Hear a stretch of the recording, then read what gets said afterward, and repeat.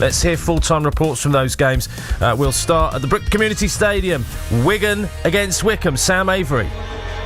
The Chairboys remain top of League One. A well-fought 1-0 win away to Wigan this afternoon. The only goal came after 12 minutes. Joe Lowe's header from a Dan Harvey corner, but Wigan rallied in the second half, forced so many chances. Dale Taylor, the former Wycombe striker, missed a sitter early in the second half, while Ravizoli made saves from Silko Thomas and 2 from Taylor Asgard, the second of which a world-class save to keep out a close-range header from Taylor Asgard. It was backs to the wall, it was scrappy, but it's a 7th straight win for Wycombe. Wigan Athletic 0, Wycombe Wanderers 1. Sam, goodness me, what can we say about today's victory? A couple of things to mention. One, that Wycombe have different ways to win football matches.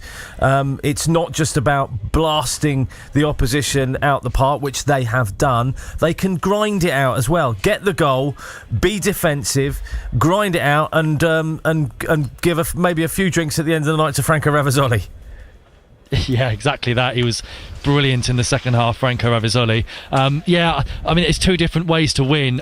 Complete opposite ends of the spectrum for Wycombe in a week, in a matter of days, because they were excellent with one of the best performances I've seen from Wycombe at Stockport on Tuesday night in the 5-0 win. Today, ground it out, got the goal in the first half fairly early on through Joe Lowe after a decent start, faded as the first half went on. Wigan was certainly the better team in the second half, threatened an equaliser, but Wycombe ground it out. It's the kind of performance that we saw under Gareth Ainsworth, in the League 2 and League 1 days, when they were, grinding out results, battling for promotion, getting that early goal and seeing it out is exactly what they did this afternoon. And Franco Ravizoli, he makes a point-blank save from Asgard, saves an effort from Silko Thomas away to his left, and then the second save from Taylor Asgard is absolutely magnificent. A point-blank header from Asgard on the end of a brilliant cross, actually, from Sibic out wide. He's inside the 6-yard box, it's heading for the bottom corner, you're ready to shout goal, and all of a sudden Ravizoli comes from nowhere to claw it away from his bottom corner and keep the score at 1-0. He was magnificent in the second half, Franco Ravizoli, and Wycombe have grounded out. 3 clean sheets in a row, I think, in the league.